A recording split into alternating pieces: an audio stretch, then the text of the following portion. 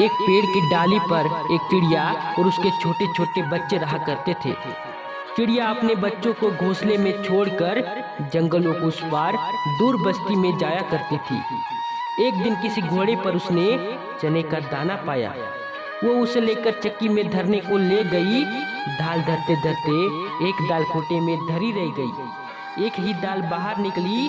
चिड़िया ने उसे निकालने की अपनी ओर से बहुत कोशिश की, लेकिन वह सफल नहीं हो सकी। चिड़िया बढ़ई के पास गई और उसने खूंटे में फंसी दाल को बाहर निकालने को कहा। बढ़ई कुछ और काम कर रहा था, इसलिए उसने ध्यान नहीं दिया। चिड़िया ने उससे बहुत विनती की और उससे क्या कहा, बढ़ई बढ़ई खूंटा चीरो, खूंटा में मेरा दाल है, दूर पेड़ पर मेरे बच्चे भूख से बहाल है। बढ़ई ने उसकी एक ना सुनी और उसे धुतकार कर भगा दिया। फिर वह राजा के पास गई। चिड़िया ने राजा से गुहार लगाई, राजा ऐसे बढ़ई को दंड दो जो मुझ जरूरतमंद की बात नहीं सुनता। राजा राजा बढ़ई को दंड दो। बढ़ई न खूंटा चीरे, खूंटा में मेरा दाल है, दूर पेड़ पर मेरे बच्चे भूख से बहाल है। राजा के पास कहाँ इतनी फुर्सत थी कि नन्ही चिड़िया की बात सब काम छोड़कर सुनता। जब उसने भी नन्ही चिड़िया की बात पर ध्यान नहीं दिया तो रानी के पास गई और रानी से बोली, हे रानी, तुम अन्यायी राजा का साथ छोड़ दो। रानी भला अपनी राजा को क्यों छोड़ती? रानी ने भी रोती बिलखती हुई चिड़िया की एक ना सुनी और उसकी बात मानने से इनकार कर दिया। फिर चिड़िया उड़ी और सांप के बिल के पास जाकर रोने लगी। बिल से निकले सांप से अपना विनती दोहराई, सांप सांप रानी डसो, रानी न राजा छोड़े, राजा न बढ़ई डंडे, बढ़ई न खूंटा चीरे, खूंटा में मेरा दाल है, दूर पेड़ पर मेरे बच्चे भूख से बहाल है। उसने अपनी राम कहानी सुनाकर बिसले सांप से कहा कि तुम जाकर उस रानी को डसो जो गरीब के गुहार नहीं सुनती, जो रानी सब कुछ जानकर भी राजा से न्याय नहीं दिला सकी और ना ही राजा को छोड़ सकी। सांप ने उसकी बात को अनसुनी कर दी। तब भागी भागी चिड़िया जंगल में जा पहुंची और बांस से विनती की, तुम लाठी बनकर सांप को मारो, लाठी लाठी सांप को मारो। सांप ना ही रानी को डसे, रानी नहीं राजा को छोड़े, राजा नहीं बढ़ई को दंडे, बढ़ई ना ही खूंटा चीरे, खूंटा में मेरा दाना है, दूर पेड़ पर मेरे बच्चे भूख से बहाल है। बांस की लाठी भी भला इस नन्ही चिड़िया के लिए सांप से क्यों बैर करती? उसने भी इनकार कर दिया। जब चिड़िया गुस्से से भर उठी, सुबह से शाम होने को आई और चिड़िया को जब यहाँ भी न्याय नहीं मिला तो वहाँ से हाथी के पास आ पहुँची।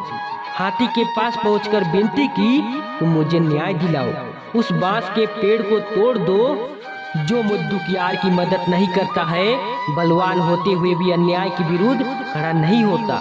जानते हो मेरा साथ क्या गुजरा है? और वो रो रो कर अपनी सारी वेता कथा सुनाई।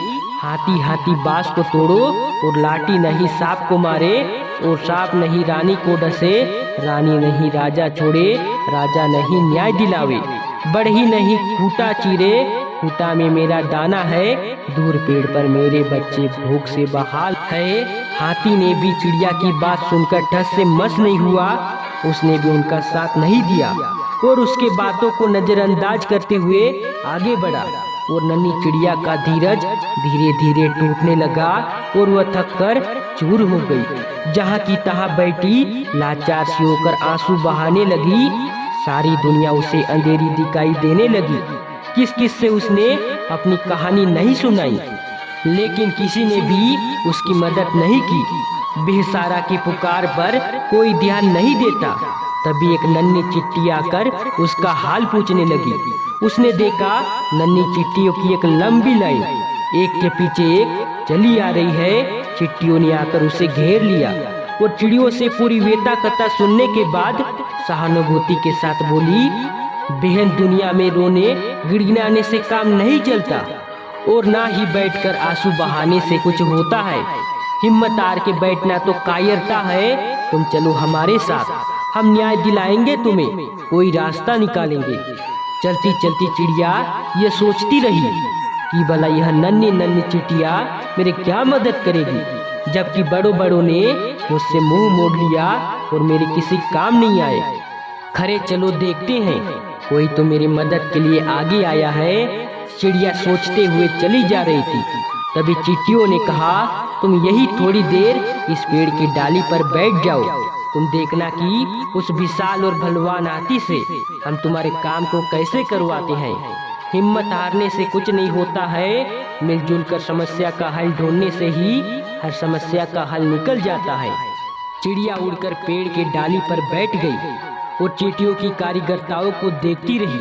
चींटी धीरे धीरे हाथी के पैर से चढ़कर कान तक जा पहुंची और हाथी को तंग करने लगी। हाथी अपना कान हिलाता, सूंड से फूंक मारता और इससे तंग होकर कहा, वो मरता क्या न करता। बड़े बड़े बलवान यदि अपने बल अहंकार में चूर होकर दीनहीन की मदद न करे तो उन्हें भी मालूम होना चाहिए कि छोटे भी यदि अपनी आन बान शान के लिए अड़ जाए तो बड़े बड़े के लिए संकट पैदा हो सकता है। वो चींटियों की बात मानकर चिड़िया के लिए बांस तोड़ने को तैयार हो गया। चिड़िया चींटियों को धन्यवाद दिया और हाथी के पीछे पीछे बांस के पास गया। हाथी जैसे ही बांस को तोड़ने के लिए पास पहुंचा तो बांस बोला कि मत तोड़ो मुझे, मैं सांप को पीटने को तैयार हूँ। जब बांस अपनी लाठी को सांप को पीटने को भेजा तो सांप ने कहा कि मत मारो मुझे, हाँ मैं भी रानी को डसने को तैयार हूँ। चिड़िया उनकी साथ साथ उड़ती रही। सांप जब रानी को डसने को पहुँचा तो रानी ने भी राजा को छोड़ने को तैयार हो गई। रानी भी जब राजा के पास पहुंची तो राजा ने भी चिड़िया की बात को मान लिया और चिड़िया को न्याय दिलाया और बड़ही को कूटा काटने के लिए कहा और बड़ही ने कूटा काटा और इस तरह से चिड़िया को न्याय मिला। और इसलिए एक दूसरे की मदद करो और दिनों हिनों की सहायता करो और अगर मुसीबत आए तो डट करके सामना करो। फिर जाकर चिड़िया अपने भूख से परेशान बच्चे को दाना खिलाई। फिर मिलते हैं दोस्त एक नए वीडियो के साथ, तब तक के लिए जय हिंद।